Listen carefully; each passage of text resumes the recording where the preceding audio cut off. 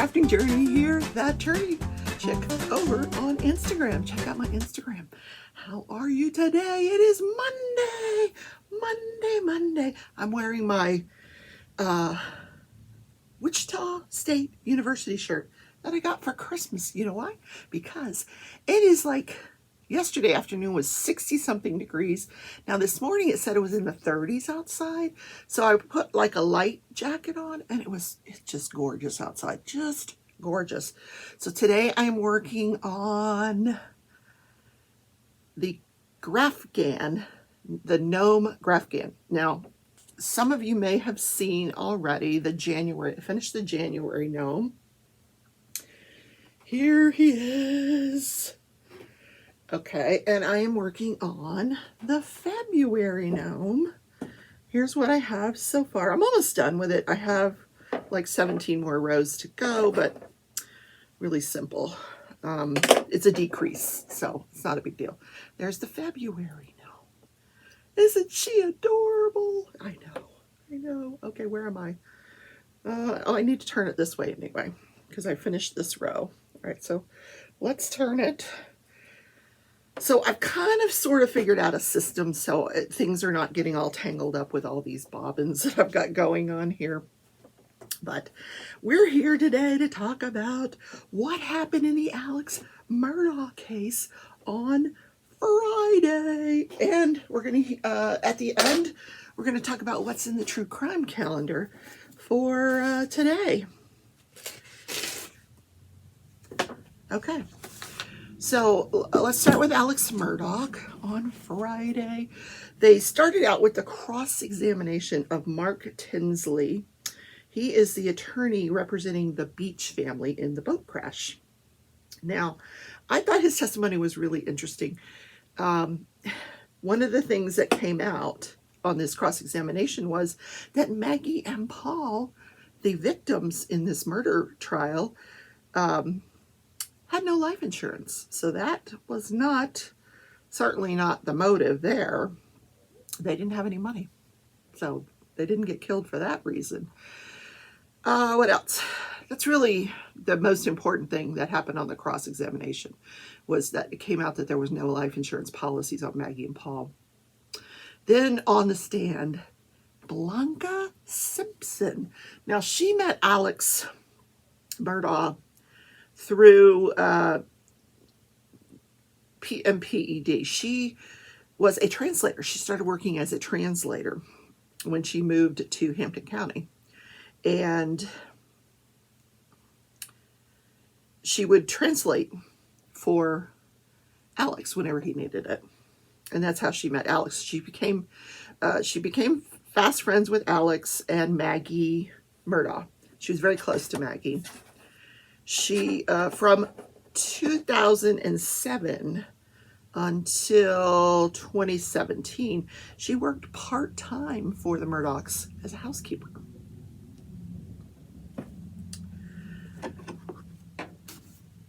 Then in 2017, she had a stroke and she had to go into a rehab. So she stopped working for them at that point, but she went back to work for them after the 2019 boat crash.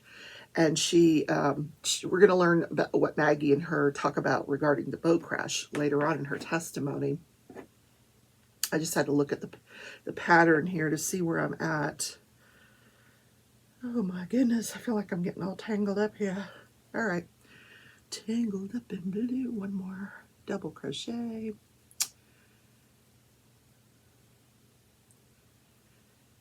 So she testified that on June 4th, Friday before the murders, that happened on Monday. No, June 4th, 5th, 6th, yeah, Monday. So on that Friday before the murders, she was actually getting ready to leave Moselle. She had been doing laundry, and Paul walks in with a whole big load of laundry in his arms. And she's like, "Oh no, I hope you're not expecting me to do that laundry, honey." He's like, "Oh, Miss, what did they call her? Miss B. Miss B." And he smooth talked her into doing the laundry. So she stayed late that day to do his laundry. And that is the last time that she saw Paul. And several times on the stand, she became very emotional. emotional. I mean, and you know, she was very close. She said she felt like a member of their family. She really did. So, and she said there was no set time that she had to be to work in the morning. Maggie would just say, you know, whatever, just so she got there when she got there. You know, they said, what time were you supposed to report? She says, no, anytime, you know.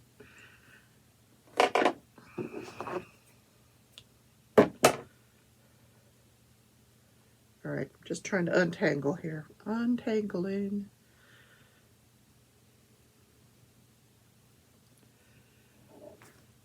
So on June 7th, she was scheduled to work that day. Maggie texts her and asks her if she could stop at the grocery store and pick up some orange Capri Sun juice pouches for Alex Murdoch. Like, do you know any adult that drinks Capri Sun juice pouches? Aren't those for kids? Anyway, she said she went to the grocery store. She couldn't find them. So Alex didn't get his Capri Sun. So when she gets to Moselle that morning, Alex has not left for work yet. But when he does leave for work, she said he was wearing khaki pants, a seafoam green polo shirt, and then a jacket over it. And she remembers this because she had to stop and straighten out his collar for him before he left for work. She did say that Maggie called her later on and said, you know, can you make dinner? Because I'm at a doctor's appointment in Charleston and I don't think I'm going to be home in time to make dinner for everybody. And she said, Alex wants me at Moselle. She prefers staying at the Adesto home where they were renovating, and she didn't want to have to leave the Adesto home unlocked for the workers. But Alex had asked her if she would come out and stay at Moselle that night. And Maggie had also told Blanca, Miss B, that Alex had requested that Paul be there that night so that they could fix the sunflowers the next day.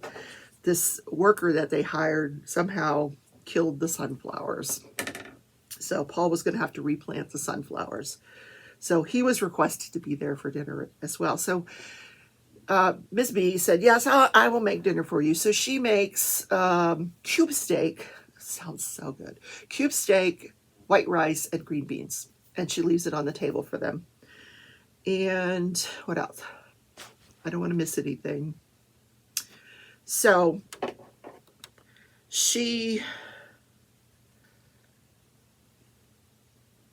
I'm just reading the pattern. Reading the pattern.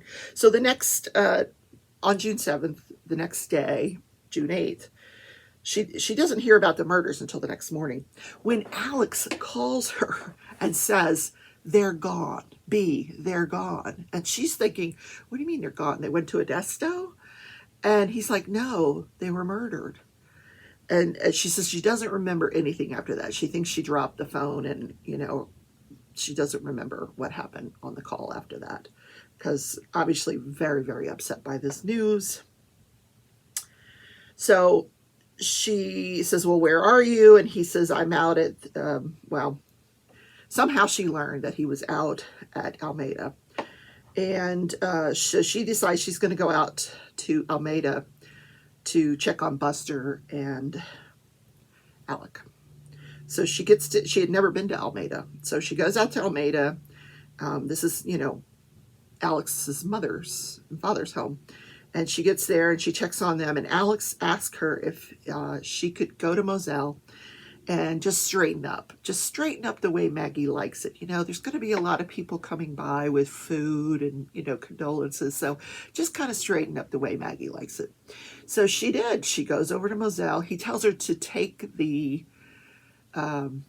there's two entrances to Moselle. The front entrance where you don't have to go by the kennels, and then there's the another entrance where you do have to go by the kennels. She usually took the one where you have to go by the kennels because it was closer to where she lived. But because she had been at Almeida, it was no big deal to go in the front entrance. So she goes in the front entrance. She sees that there are law enforcement down by the kennels, but she proceeds into the house. Now, law enforcement does not stop her. This comes out on cross-examination. At no time did anyone say to her, don't go in there. Don't clean up. She just goes in. Yeah. So she walks in and she said she felt weird. She said it felt cold. I just didn't want to touch Maggie's things. But she walks into the kitchen and she sees a pot, or she said after dinner they would just leave the pots on the stove. So she looks at the stove. There's no pots there. Nope, nobody there. Nothing there. And so she looks in the sink. The pots are not there.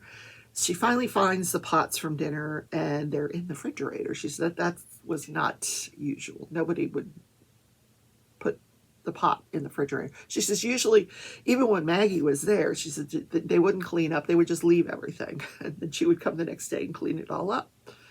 So she thought that was very unusual. Then she goes into the master bathroom where she finds a pair of khakis and next to the shower. She finds some of Maggie's clothes next to the tub. She finds Alex's khaki pants. She doesn't remember there being a shirt. She doesn't remember any shoes.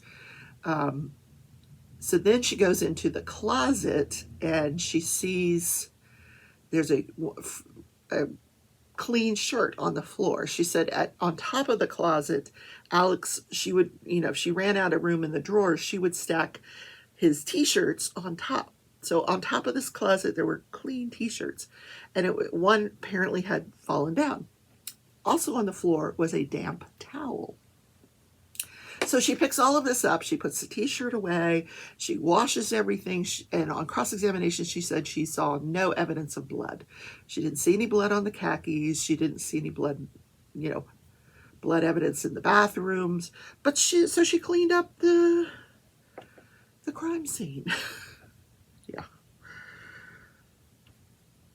So probably why because Sled doesn't come in till later after she cleans the crime scene to process the home, the Modesta home, the Moselle home. Yeah.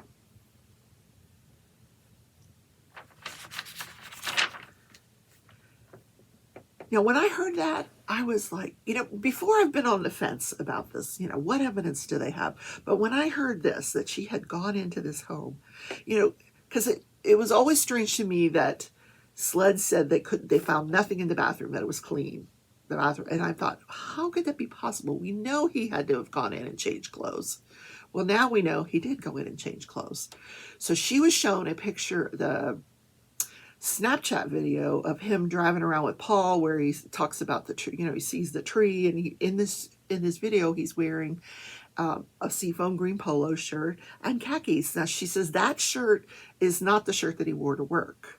It's a different one of his polo shirts, but those could be the khakis. She says, although he had multiple pairs, she goes, he had clothes at work too that he might, at work and in his car that he would change into. So, but the t-shirt, she was shown pictures of him in the t-shirt and shorts, and she said the t-shirt that he had on could have been one that was placed on the top of the closet, which would explain, if he reached for this clean t-shirt, why the other t-shirt may have been on the floor. Maybe it just fell when he reached for one t-shirt. Maybe the other t-shirt fell off on the floor. That's what I'm thinking. That's the inference I'm drawing with that testimony. So she did say that after that day, she never saw the shirt or the shoes the shirt and the shoes that he had on during the video of him riding around with Paul. She never saw those again after that day.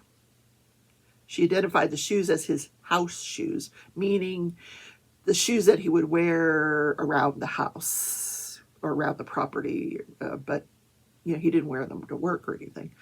And she never saw those again, or the shirt that he had on. So Alex asked her and her husband after that if they would move into Modesto. Why do I keep saying Modesto? If they would move into Moselle, I'm combining two properties. If they So her and her husband moved into Moselle and acted as caretakers. He said, could you just do this for me until I figure out what I'm going to do with this property? Because Alex would not come back out and stay at that property. She said Alex actually had all of his things in a place called the Little House, which was over by his brother John Marvin's house. There was a small house near John Marvin's home. And she said he wasn't staying there, but had all of his clothing and toiletries there. So she would go over, and I'm guessing she said she would stock the refrigerator, and she'd make sure there was clean clothes and toiletries. But she said she doesn't think Alex was actually staying there, that he was staying in other places, but he would stop by there. So she was there one day when Alex stops by, and let me just see what I'm doing here. All right. Pink 4. So he says, I need to talk to you. Can you sit down? So she's like, sure. So she sits down at the table, and he says to her, you know, I have a bad feeling. He says, there's a video. And, you know, that day, the day of the murders, you saw the shirt that I was wearing. It was a Vinnie Vine shirt, right? And she's like, no, that's not the shirt you were wearing. And he's like, yeah, no, it was the Vinnie Vine shirt. And so she got the feeling that he wanted her. He actually did say that if anybody should ask, you know, I was wearing that Vinnie Vine shirt.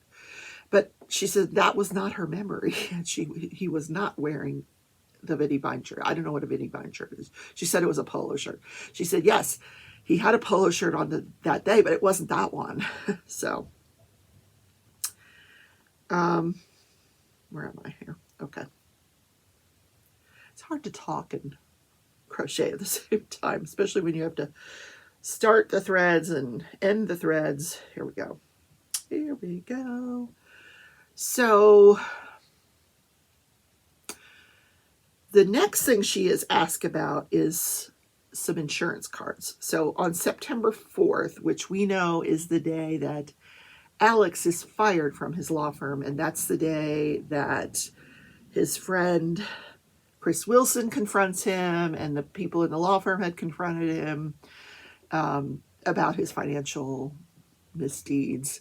And that's also the day that he did this whole fake suicide, murder, setup, fiasco thing.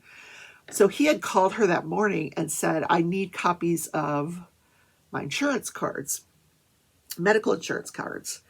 And she's like, you know, for what? And he's like, well, you know, I've got some appointments, you know, where I need to get some medical testing done today.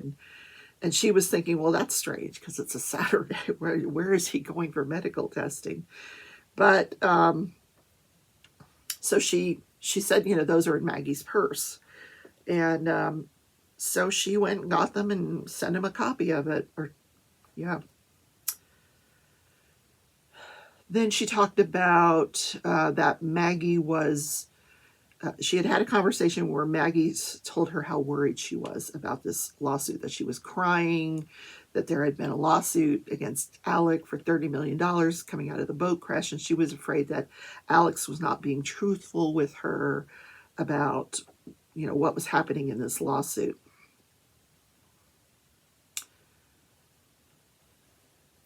Then she was played the Snapchat video that was taken out at the kennels, the one that Paul recorded for his friend, you know, regarding something was wrong with the dog's tail, where you can hear the voices in the background of Maggie and someone else. Well, she said, I hear 3 voices, Paul, Maggie, and Alex.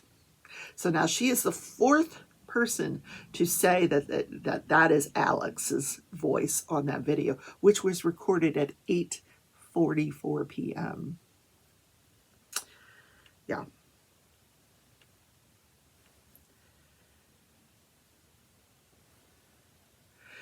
She was asked about whether Maggie would go out to the kennels by herself at night, and she's like, no. Maggie would not do that. She said Maggie did not like it when it got dark, and she would not go out there by herself. But I'm thinking, well, maybe she went out there with Paul. But we know from the Snapchat video that there were 3 people out by the kennels that night. So the next person to take the stand is another caretaker of Miss Libby, which is Alex Murdaugh's mother, who's suffering from Alzheimer's disease. She said she worked many, many nights, 8 p.m. to 8 a.m. And it was unusual for Alex to visit during her shift. But the night before the murders, Maggie and Alec had come by and brought Krispy Kreme donuts for Alex's father. And who at the time was asleep, so they didn't stay very long. They just dropped off the donuts and kind of left. So then the next witness is this FBI agent who specializes in location analysis from the cell phones. So he had analyzed 5 different cell phones. Paul's cell phone at 8:06 p.m. on June 7th was out at the kennels. Then from 8:08 to 8:35 p.m., they were at the house at Moselle. Then at 8:38 p.m., back at the kennels. And 8:44 p.m. is the media file. That was the Snapchat video. And the cell phone stays out by the kennels with the last reading at 10:18 p.m. Then Maggie's phone is in Charleston all day long till about 7 p.m. 7:50 p.m. She's at Waterboro, where this trial is being held. She's in the Waterboro area. And then after that, Maggie didn't receive any phone calls, so there was really no location data to be found after that.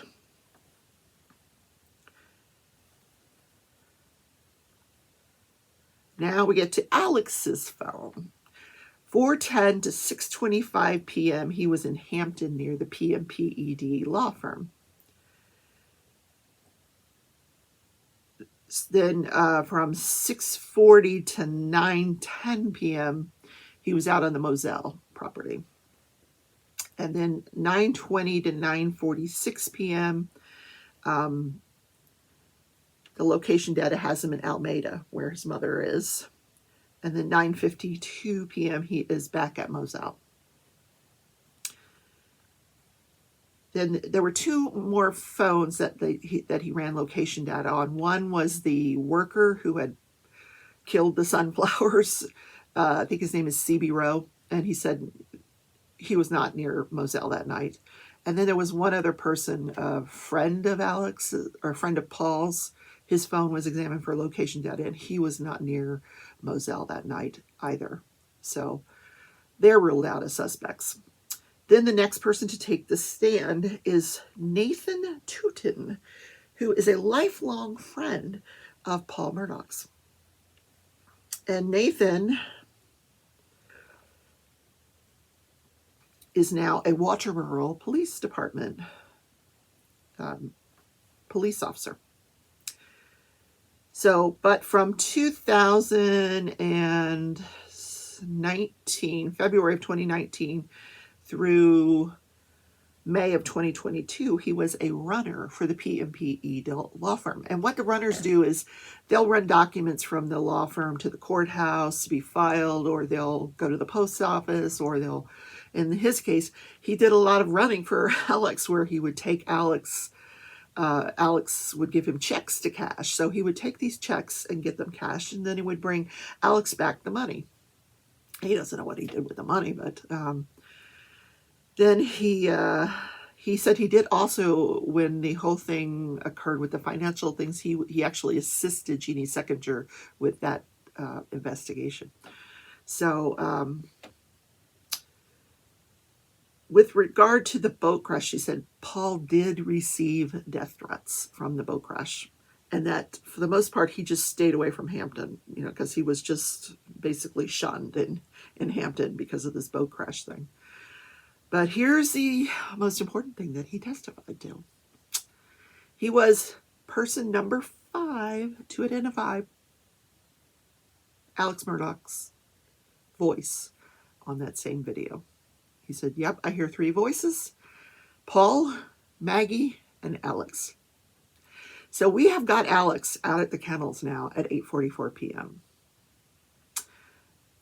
which, you know, we know that the murders were likely committed around 8:50 p.m., and we know Alex's location data has him leaving the Moselle area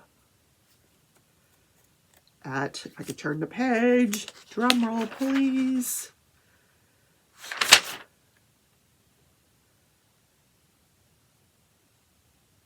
9:10 p.m. Guys, I'm leaning heavily towards guilty here. I mean, the pendulum is swinging at this point in the guilty box. I mean, the more I hear. So logistically, during the testimony of Miss Simpson, the one that cleaned the crime scene,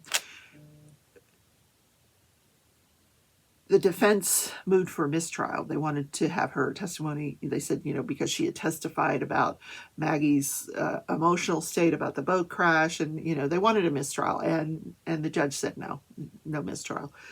So logistically, the prosecution has said they are going to try to wrap up this case by Wednesday, that they've got some experts that they're going to put on the stand that are coming from out of town that should testify early this week, today or tomorrow, and they should be done by Wednesday. Now, the judge has said he is not going to have court on the 20th, which is President's Day. So if the prosecution can wrap up by Wednesday, hopefully the defense will go on and we'll get that wrapped up. Maybe we'll get to the jury deliberating on the 21st of next week, you know, week 5 of this case. There's my doggies. Hi, guys.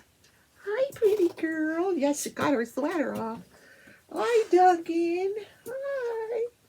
All right, so that's for Friday. So already this morning, there has been drama during the Murdaugh trials. 2 of the jurors have tested positive for COVID and have been replaced with alternates. So now we're down to 12 jurors, 2 alternates. So we've already used 12 jurors, 3 alternates. We've already used 3 of the alternates. So there's only 3 alternates left. So let's look at that crime calendar. This one says, don't mix crime with Facebook.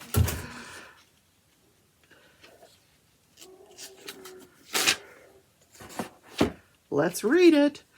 Police in Gwent, Wales had the last laugh after Logan James, a recently released convict who had skipped out on his probation, made a comment on a Gwent police Facebook post calling for information on James's whereabouts. Ha ha, catch me if you can, won't see me slipping. The comment posted on February 13th of 2015 read. Earlier that same day, James had also bragged in a media outlet where he overshared that I'm still near my home and I haven't seen any police yet. I have been walking around near home, so they're not trying too hard to catch me. Police caught James 2 days later. He was arrested for violating the terms of probation, which stemmed from an earlier conviction for a knife attack. Officials expressed appreciation toward James for drawing attention to our efforts to return him to prison. Oh my gosh.